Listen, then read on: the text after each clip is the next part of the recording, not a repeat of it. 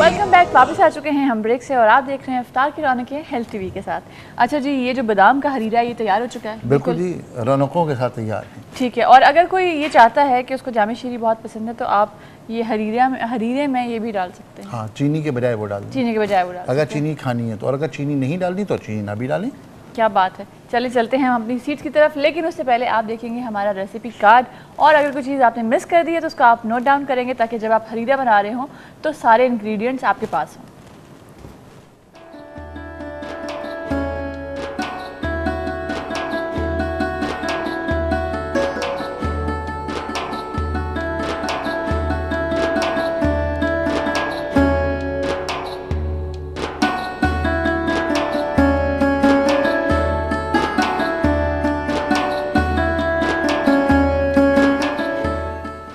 जी, आपने देख लिया हमारा रेसिपी कार्ड और इस वक्त हम चलेंगे अपने बहुत ही इंपॉर्टेंट सेगमेंट की तरफ जो आप लोगों को बहुत ज़्यादा एजुकेट कर रहा होता है। और बहुत सारी चीज़ें ऐसी होती हैं जिनके बारे में हमें ये तो पता होता है कि ये अच्छी हैं और ये बुरी हैं, लेकिन वो किस हद तक बुरी हैं या किस हद तक नुकसानदेह हैं इसका हमें अंदाज़ा नहीं होता।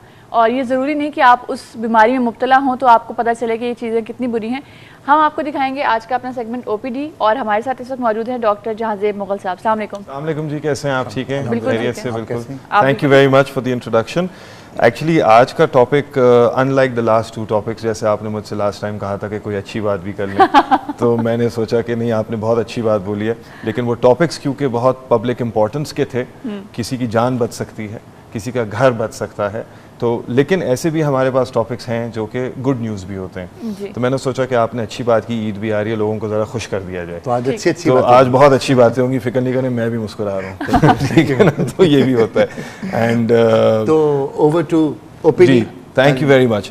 तो ख़वातीन और हज़रात, अस्सलाम वालेकुम। ओपीडी के साथ doctor Jahanzeb Mughal, consultant maxillofacial surgeon. आज का जो टॉपिक है वो है orthognathic surgery. I am sorry, इसका कोई उर्दू में नहीं होता है ट्रांसलेशन। इसको ज़्यादा से ज़्यादा आप दो पार्ट्स में ब्रेक कर सकते हैं। ऑर्थोग्नैथिक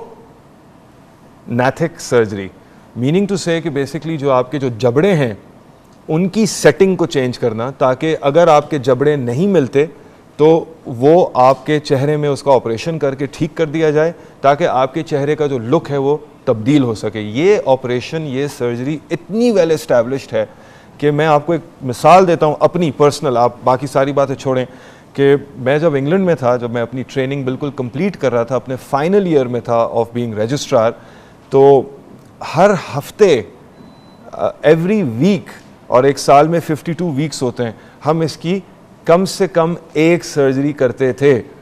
और ये तो मैं बात कर रहा हूँ एक हॉस्पिटल की जो कि मिडलैंड्स में था, लेकिन अगर मैं आपको बताऊँ कि जब मैं सेंट्रल लंदन के हॉस्पिटल में काम कर रहा था तो वहाँ ये सर्जरी हफ्ते में 4 होती थी। तो आप अंदाज़ा लगा सकते हैं कि ये सर्जरी कितनी कॉमन है, और ये होती भी यंग लोगों में है, लड़कियों में ज़्यादा, लड़कों में थोड़ा कम। तो I would like to start with an example. तो अगर पहली पिक्चर इस वक्त ऑन हो जाए तो फिर उसके बारे में मज़ीद मैं आपको बताऊंगा।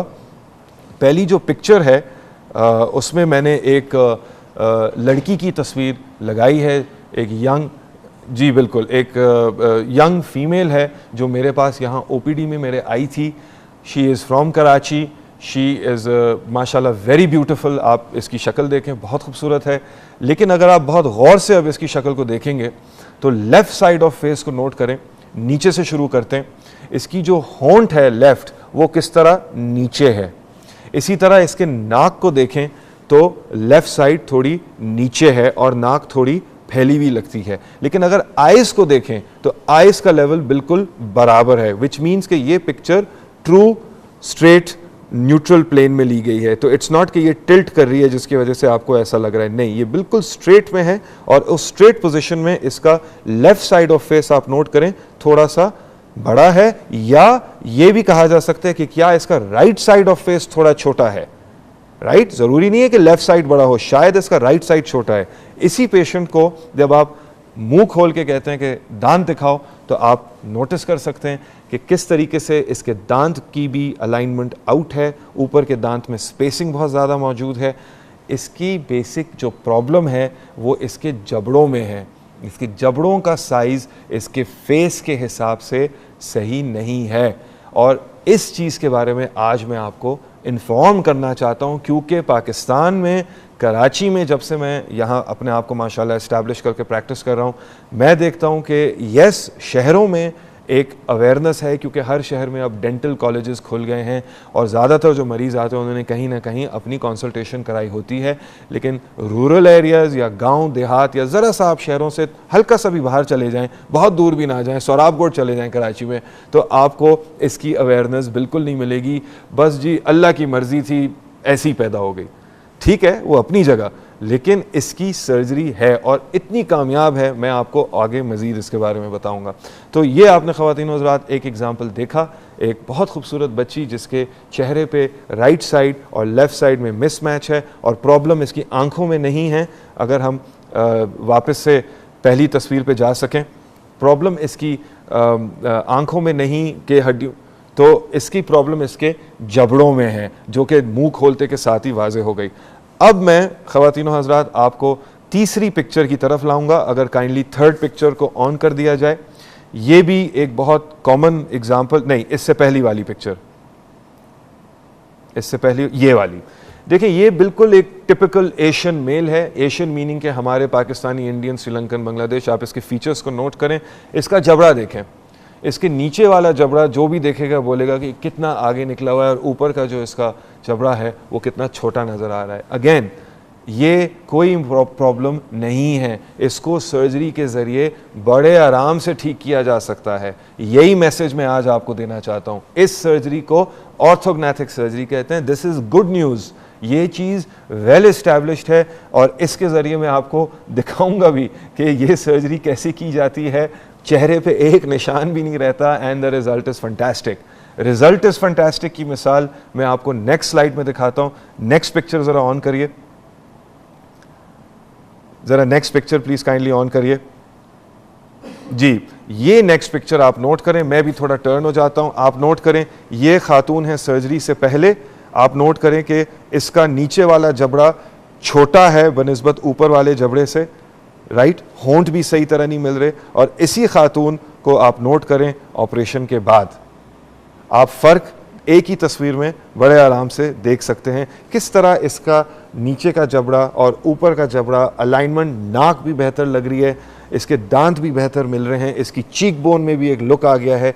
और ये इंटायर सर्जरी आपको कोई निशान नहीं नज़र आ रहा, ना इसके गर्दन पे ना इसके चेहरे पे। ये पूरी की पूरी सर्जरी जो है ये मुंह के अंदर से की जाती है। ये स्पेस के अंदर जाके नीचे के जबड़े में इसको अप्रोच करके बाकायदा जबड़े को फ्रैक्चर किया जाता है एक तरह से, और फ्रैक्चर करने के बाद उसको जो है सही पोजीशन में लाया जाता है। तो ख़वातीन व हज़रात, ये हमारा आज का मैसेज है कि ये ऑर्थोग्नैथिक सर्जरी है। समझाने को तो मैंने आपको 10-15 मिनट में इसके बारे में बता दिया है, लेकिन naturally this is a very long process, it's a very long art कि ये कैसे किया जाता है, क्या किया जाता है। इसका एक बहुत अहम हिस्सा इस सर्जरी का जो है वो मैं आपको इसके बताऊँगा उसके बारे में। अब वो ये है कि जब हम ये ऑपरेशन करते हैं जिसमें कि हम इंसान के जबड़े की सर्जरी करते हैं, ऊपर का जबड़ा हो या नीचे का जबड़ा हो, तो जी एक कॉलर है हमारे साथ। जी अस्सलाम वालेकुम। वालेकुम अस्सलाम जनाब डॉक्टर साहब, अस्सलाम वालेकुम। वालेकुम अस्सलाम, बिल्कुल ठीक ठाक, आप खैरियत से हैं? माशाअल्लाह, आप तो इंसान के चेहरे के मुसव्विर बन गए, नक्काश हैं आप तो। फिर मैक्सिलोफेशियल सर्जन जनाब, अल्लाह आपको और इसमें तरक्की दे। Thank you. और हम जैसे लोगों को थोबड़े ठीक करते रहें। Thank you very much. और सर आप कैसे हैं? रमजान शरीफ के साथ जा रहा है? रमजान शरीफ आगा साहब ने हरीरा बनाया है जी। ये आपकी सर्जरी अगर आप करें तो हम क्या आगा साहब का बनाया हुआ हरीरा खा सकते हैं? अब आप मेरी ये इस सर्जरी के बाद आप रोटी, हलीम, बर्गर सब कुछ कर सकते हैं, लेकिन 6 हफ्ता वेट करना पड़ता है। 6 हफ्ता यानी इंतजार तो आगा साहब से कहिएगा जी। कि मैं आज से शुरू कर देता हूँ, 6 दिन के लिए तो खा लेता हूँ, उसके बाद आपसे मुलाकात करूंगा। इस ऑपरेशन साहब आपका प्रोग्राम बहुत खूबसूरत है, आप बहुत ज्यादा हमें जरूरत जिंदगी के मुतालिक बताते हैं। Thank you. परवरदिगार करे कि आपके इस प्रोग्राम में हेड टेलीविजन वाले और आगे आए और इससे भी बेहतर से बेहतर प्रोग्राम पेश। That's very kind of you, we only try. और आपके कोई सजेशंस हो तो आप दिया करें डेफिनेटली। बहुत शुक्रिया। थैंक यू फॉर कॉलिंग, शुक्रिया जी। एक और कॉलर है हमारे साथ। जी अस्सलाम वालेकुम। आई थिंक कॉल ड्रॉप हो गई है, इज दैट राइट?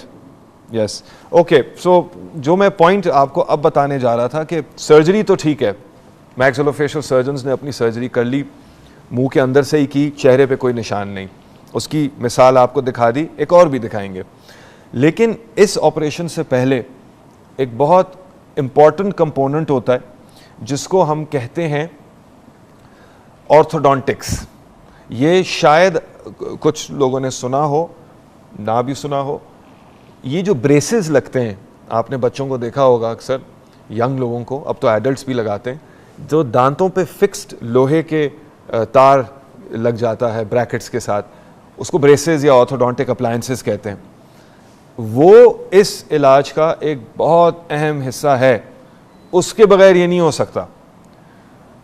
जो पहले आपको तस्वीर दिखाई गई थी जिसमें वो खातून के दांत आपने देखे थे, बच्ची के किस तरह टेढ़े थे, किस तरह उनमें स्पेसिंग थी, गैप्स थे, उन दांतों को हम ऐसे नहीं छोड़ सकते। अगर हमने उसकी जबड़े की सर्जरी की, ऊपर का जबड़ा आगे ले आए, नीचे का जबड़ा भी थोड़ा आगे लाके थोड़ा टर्न कर दिया, तो फिर दांत कहाँ जाएंगे? वो तो वैसे ही खराब है। खराब से मुराद वो इस वक्त की रिक्वायरमेंट के हिसाब से सेट हो गए। आप मेरी बात अगर समझ रहे हैं, जबड़े की जो इस वक्त पोजीशन है वो गलत है, लेकिन उस बच्ची ने खाना तो खाना था, बोलना था, सकिंग एक्शन करना था स्ट्रॉ के साथ, तो कुदरत ने उन दांतों को टेढ़ा ही सही लेकिन एक पोजीशन में डाल दिया कि वो फंक्शन कर सके। अब हमने क्या करना है, हमने उसको सही पोजीशन में जब जबड़ों को डालना है तो हमने उन दांतों को भी उस नई पोजीशन के हिसाब से सही पोजीशन में डालना है। उस प्रोसेस के लिए एक ही तरीका है, वो है ब्रेसेस का इस्तेमाल, यानी ऑर्थोडोंटिक्स।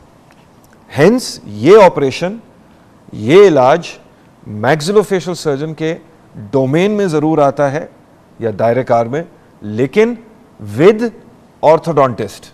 ये अकेले में नहीं होता है, इसकी टीम वर्क होती है।